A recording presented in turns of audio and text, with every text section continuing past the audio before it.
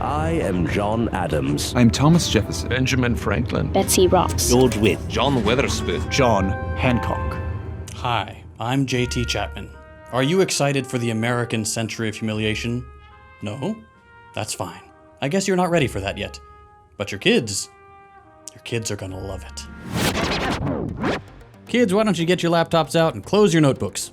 Slop school's in session.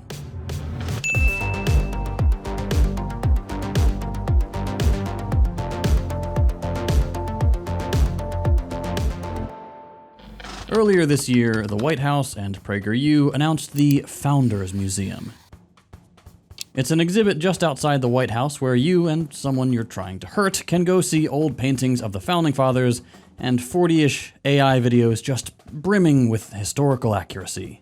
In other words, friend, facts do not care about our feelings. You might remember it's not the first time PragerU's given this sort of thing a shot. Being taken as a slave is better than being killed, no? I don't see the problem. That was in 2022, but hey, now it's even better. It's AI. And yeah, I know, haha, PragerU is dumb and bad. Welcome back, OG BreadTube. Move on. The reason I'm talking about this, though, is because it's not just silly YouTube videos anymore. PragerU is about to be everywhere. You might know this already, but 10 states have approved PragerU material to be used in class. Meaning videos like the kind you just saw and full-on PragerU lesson plans being part of regular public school education in who knows how many classrooms. Lesson plans like this one that teaches kids that socialism means services failing, shortages, and economic collapse, that migration means more poverty, violence, and insecurity, and that American oil companies are the best and can do no wrong. Great factual stuff for kids. And that would all be concerning enough, but recently, it got worse. The whole leave it to the states to make education decisions thing that got these materials into so many schools in the first place, that has become a full-fledged federal project to whip kids up into a nationalist frenzy.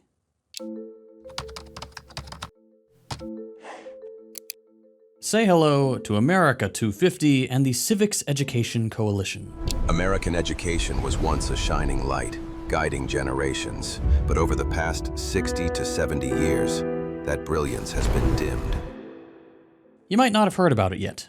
The CEC is a new project from Linda McMahon and the Department of Education to, quote, renew patriotic education for the semi-quincentennial next year. And to do that, the government's got PragerU, but also your favorite, Turning Point, as well as the Heritage Foundation, Moms for Liberty, Hillsdale College, and around 40 other ultra-conservative groups to come together and develop educational materials for kids around the country. The goal, in their words, is for kids to know America and love America, even if that means making kids dumber by sacrificing, say, math and science. That's not me editorializing. Quote, of all the goals we have for our education system, learning to breathe the fresh air of freedom, to savor it in every poem, athletic competition, and history book, is perhaps the most important. Yes, even more important than excellence in math and science. Even more important than marketable skills. When students learn to love freedom, they will learn to love America. Look, I know nothing is shocking anymore when the government has gone full tilt blood and soil, but this idea that loving America is the point of education is certainly not great. And it's a lie. Don't get me wrong, it's in line with the rest of what's coming out of the White House. But the real point is to make kids dumber. Poor and middle-class kids specifically. Conservatives tend to like that, and they do make it very explicit. Smart people don't like me, you know, and they don't like what we talk about. Their plan is to get poor kids to pledge blind allegiance to white Christian America, while good education goes only to the rich kids whom they can turn a profit on. And it's worth going into detail about how exactly the MAGA crowd are doing this.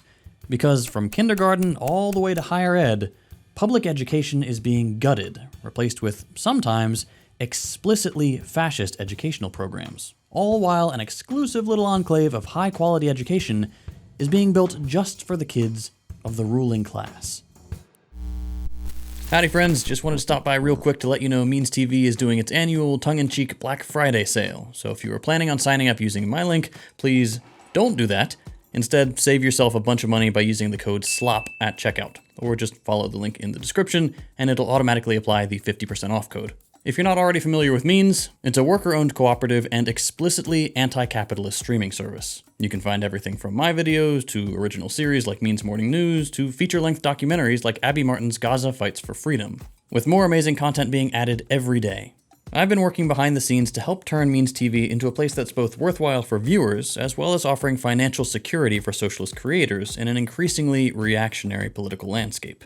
All of us at Means are trying really hard to build an alternative media ecosystem that is ideologically dedicated to sharing left-wing perspectives. With Means TV, we're able to say things the way they are. No pulling punches, no beating around the bush to trick the all-seeing eye of the algorithm. Means gives us the freedom to make the content we really want to make and say the things we really want to say. There's even a community forum where creators can engage with each other and fans right on the platform. Anyway, that's all. Just wanted to let you know about the Black Friday thing. Link below. Back to the video. Okay, so let's start with the killing public education bit. For starters, it's all AI now. Oops, sorry. That's just how it is. As part of the White House's project to give billions to Silicon Valley tech bros and keep this AI bubble from popping, AI is now going to be deployed in schools around the country at a massive scale. President Trump laid out a clear mandate. Our nation's young people need AI opportunities in the classroom. Okay, what does that mean? Well, it's not exactly clear yet, as in, they don't know. They're still figuring that out. But it probably means more of those creepy PragerU videos. And it also probably means projects like 2-Hour Learning getting rolled out in more schools. If you haven't heard about it before, 2-Hour Learning, or Alpha School, is an AI tutoring service that claims that by getting rid of teachers and sitting kids in front of a computer in a booth alone for 2 hours, they can learn as much as in a full day doing things the normal way. This is not exactly what the White House has advertised. They've promised that AI will only be helping teachers, not replacing them. But that's not what these private businesses, who are the ones actually bringing the AI in, are saying. And protecting teachers' jobs clearly isn't even what the government wants anyway. Conservatives have always hated teachers' unions, and here comes AI promising to help them with their big defunding project. But most importantly, these AI education companies claim that not only is this going to be way cheaper and help cut down on teaching staff, the best part about AI is that it delivers incredible results, getting kids into the top 2% nationwide. The truth is, though, that AI is as useless here as it is pretty much everywhere else, at least in the States. While these alpha schools are constantly bragging that their AI-only approach is getting kids perfect SATs and letting them skip ahead 2 or 3 years, the truth is they're just fancy private schools. That's it. They've rebranded all their teachers and called them guides instead, and they just hire way more than at a public school. About 1 teacher for every 3 students. They also select high-achieving students on the way in, and kids who do well are rewarded with cash prizes. All of which really makes it seem like AI isn't what's getting kids these great grades, to the extent there is any AI to speak of. Because when you look into it, it sure does seem like kids are just watching regular videos and doing Quizlets. But none of that matters. This marketing has already worked all the way up to the White House. So even though right now AI is only in the fanciest schools, it's convincing politicians to deploy AI in places where there isn't as much money, where there won't be a teacher for every 3 kids, where there won't be entry requirements, and there certainly won't be cash incentives. And because this all revolves around the idea that AI is better than traditional education, that's gonna mean fewer teachers at already underfunded schools. But hey, don't worry. You might not have a teacher anymore, but you're gonna get a Turning Point chapter. I'm excited to announce today that every Oklahoma high school will have a Turning Point USA chapter. That is, if you're a regular poor or middle-class American. For their part, the people behind the AI push, like Mark Zuckerberg, will never go anywhere near this kind of neglect for their kids. No, these days, the ultra-wealthy aren't even satisfied with regular private school. They're actively building their own schools. Full-time staff and everything for just theirs and a handful of neighborhood kids to be taught by the best teachers money can buy. So while your kids are getting slop, they are gonna be just fine. The whole AI thing is really just the shiny tip of the much more boring bureaucratic iceberg, though. Slop is a tiny little part of the current destruction of public education. Already, half the Department of Education has been fired. Money for ESL programs may soon be cut. The rules that required schools to teach kids who aren't native English speakers English have been rescinded. And billions in grants for training teachers and funding special ed and tutoring low-income kids have been withheld. It's only very recently, thanks to massive public pressure, that thankfully those funds were released. But that was this time, and there's no guarantee that there will be a next time when, every day, Linda McMahon keeps promising that the Department of Education is going to be fully shut down soon. If that wasn't bad enough, private schools are literally going to be leeching off public funds with the new voucher system that's been approved and will take effect in most red states. There is no good justification for this, so a lot of this is happening under the guise of ridding public education of, quote, radical leftist indoctrination and bringing back parents' rights. And you believe that here we are, and I'm saying I'm going to fight for parents' rights. Who would think that you have to ever say parents' rights? Don't you think parents have pretty good rights, right? Who would think that you have to actually say it? But you do, because they took the rights away. Far left is indoctrinating our children with twisted race and gender lunacy in our schools. Our children are instructed from propaganda tracks.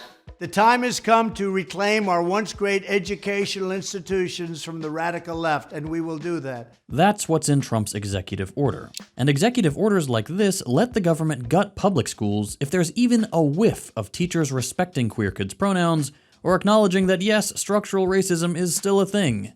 Any good school should do this. Most schools in the country will. And that makes it easy for the government to both police speech they don't like and cut unrelated things that they wanted to cut anyway, like special ed. It's the same playbook they're running at the college level. They withhold billions from schools like Columbia and Harvard on the grounds that they've let anti-Semitism run wild on campus and used that financial pressure to get them to concede on conservative gender norms and increased surveillance. But rewind the clock a little bit, and it's clear that this has always been the plan, and the anti-Semitism thing is just the best excuse they have on hand. It's basic common sense. If we're going to spend money on these universities, they should have to teach things that are consistent with our values and with our worldview. It's time for us to do exactly that. We go to the universities, we use the hundreds of billions of dollars that we send to them as leverage, and we say, unless you stop indoctrinating our children, unless you stop indoctrinating our entire society, you don't get another dime of our money. The point is to crush all dissent. A bunch of schools just recently got memos that they need to crack down on protests, muzzle professors, reinstitute SATs to give rich kids another leg up, and create safe spaces for conservatives or otherwise lose federal funding. And when you combine all this with how underfunded public schools already were, all the book banning campaigns from groups like Moms for Liberty, the Don't Say Gay bills that discriminate against queer teachers and students, and the new requirement in some states to put up the 10 Commandments in every class even though there's obviously going to be non-Christian kids going to public school, the result is that public education is looking less and less attractive for more and more people. And that's bad for everyone. Public education is a foundational element of democracy. We need to all be able to have critical reading skills, to understand math and statistics and science, to have an accurate understanding of history, to be well-rounded humans with an appreciation for art and music. Without all that, we can't make well-informed decisions about what our leaders should and shouldn't do, or what the truth is, or what we can reasonably demand. And that's the point. This is what the right wants. Public education taking such a hit means a lot of kids not getting the education they need to be full-fledged citizens. They'll learn civics, sure, just the kind that says that the founding fathers were brilliant, now shut up. That means a lot of people who will be way more passive about things just staying the same. And it gives a leg up to people who already benefit from things being the way they are because they're the ones who'll be getting the best education. This lack of good public education also gives conservatives an opportunity to bridge the gap with their own Christian nationalist, sometimes even explicitly fascist, homeschooling. PragerU, Turning Point, these groups make homeschooling materials with pretty strong far-right politics just below the surface. But because homeschooling laws are pretty lax in a lot of parts of the country, some people are going out and producing explicitly fascist homeschooling materials. like Dissident Homeschool, a Telegram channel that made Nazi-approved lesson plans for 2,500 subscribers back in 2021. They had kids learning about how General Lee was a, quote, grand role model for young white men, and MLK was the antithesis of our civilization and our people. And if that's not Nazi enough for you, kids following the Dissident Homeschool program were taught handwriting with literal Adolf Hitler quotes. And here again, what's true at the elementary school level is true at the college level.